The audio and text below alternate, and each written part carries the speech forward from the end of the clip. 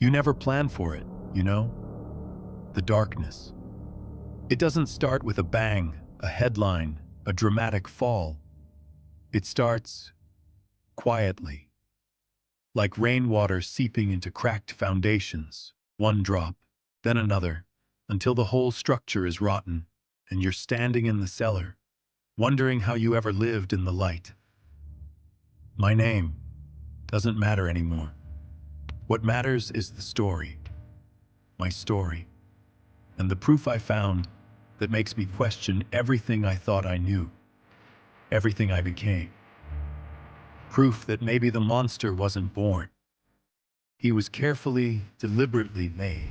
I grew up in the belly of a dying mill town, not some romanticized hardship, just gray. Gray skies, gray buildings, gray faces worn down by layoffs and cheap liquor. My father wasn't a bad man, just broken. The mill closure shattered him. His fists became the only language he knew, the only currency of control he had left. My mother? She vanished into a haze of prescription bottles and silence. Survival wasn't a choice, it was an instinct. You learned fast who to avoid, where the loose bricks in the abandoned factory wall were, how to lift a wallet without the owner feeling a breeze. The streets were my university. Lessons were harsh but effective. Respect was demanded. Fear was currency. Loyalty was a fragile thing bought and sold. I started small, running errands for the local bookie, Mr. Kapoor. Not glamorous, collecting debts from desperate men, their eyes hollow with fear and shame.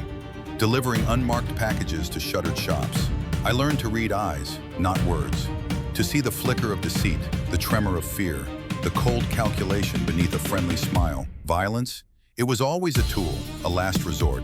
Mr. Kapoor preferred brains over brawn. A scared man pays, he'd rasp, tapping his temple. A dead man is just messy. I absorbed it. Efficiency, leverage, the power of owing. The years blurred. Small consignments became bigger ones. The bookie's errands became managing his protection racket.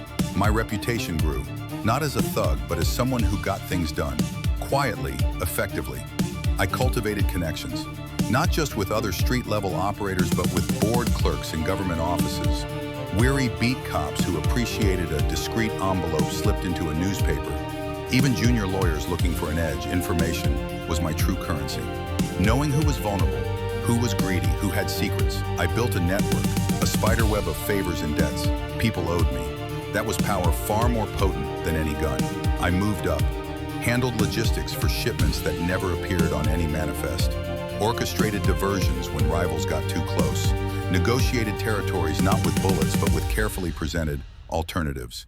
Make a deal or face financial ruin, social exposure, the sudden withdrawal of essential services I provided. I became a fixer, an architect of shadows. My world wasn't the flashy, blood-soaked underworld of movies. It was colder, more bureaucratic in its own twisted way. Contracts were unspoken, enforced by mutual understanding, and the chilling knowledge of consequences. My empire was built on secrets and silence. Being screamed trap, yet the gnawing unease, the sense that Vikram's downfall was part of a larger pattern, pushed me. Late one rain-lashed night, driven by a dread I couldn't name, I went to the warehouse. The air hung thick with dust and forgotten things. Finding the box was easy. Opening it felt like disturbing a grave. The ledger wasn't drunken scrawl, it was meticulous. Dates, initials, amounts, locations, written in my father's surprisingly neat hand. But these weren't debts he owed. They were payments received, payments noted alongside cryptic references. SR, mill closure assurance, JP dockyard diversion, CR witness management. My blood ran cold. SR, Senior Inspector David, a legend in the organized crime unit back then, retired now. JP, the union boss who mysteriously prospered after the mill closed, now a respected city councilor. CR, could it be Chief Officer George? No, impossible, yet the initials matched. Then I saw it, an entry dated just months before the mill closure was finalized. A substantial sum. Noted beside it, final settlement, Project Phoenix. Ensure no loose ends. Asset, Foreman Edward. Compliance confirmed. Arvind Desai, my father. The broken man whose fist became my childhood. Asset. The word screamed off the page. Was my father? Working for them? Was his rage, his violence, his abject failure not just bad luck or weakness? Was it orchestrated? Was he the loose end they managed? Did they break him on purpose to ensure the mill closed smoothly, to eliminate a potential whistleblower?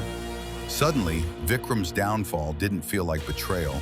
It felt like pattern, like cleaning house, like someone was tying up loose ends stretching back decades. Was I just another loose end? A product of a system designed to create desperate men like my father, men whose sons would inevitably fill the shadows they left behind? My hands trembled as I turned the brittle pages. Near the end, tucked flat and almost fused to the binding, were 3 thin sheets of flimsy carbon paper. Forgotten, preserved.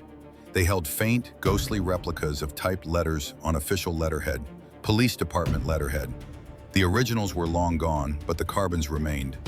Instructions, authorizations for discrete resource allocation regarding labor unrest mitigation at the mill, signed off with initials that made my stomach clench.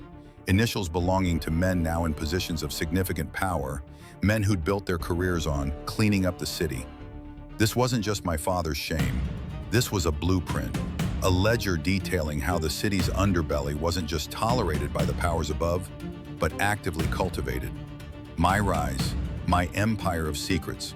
Was it just the latest chapter in a story written decades ago?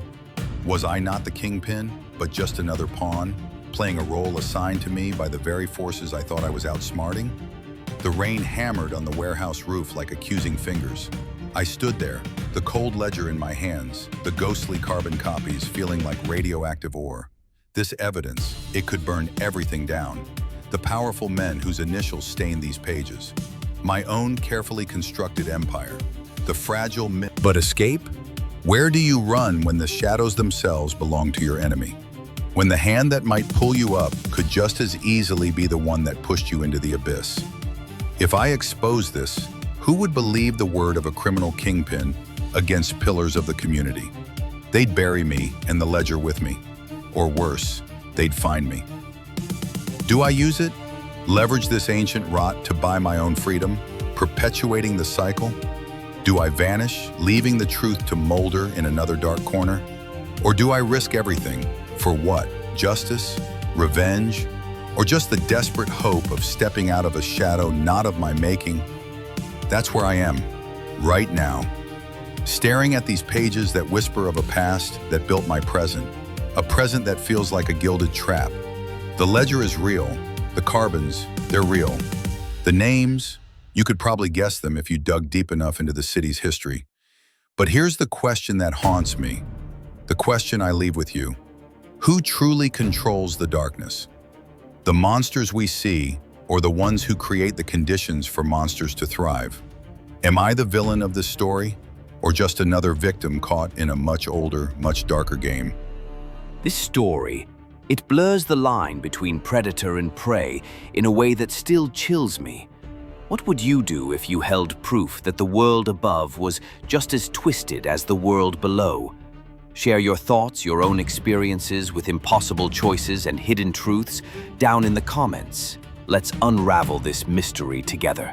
And if real-life shadows and the unsettling gray areas of human nature fascinate you, delve deeper. Check out our other videos exploring unexplained disappearances, corporate conspiracies, and the chillingly believable mysteries hidden in plain sight. Hit subscribe and hit the bell. The truth, however unsettling, is always worth seeking. Stay curious, and maybe sleep with the lights on.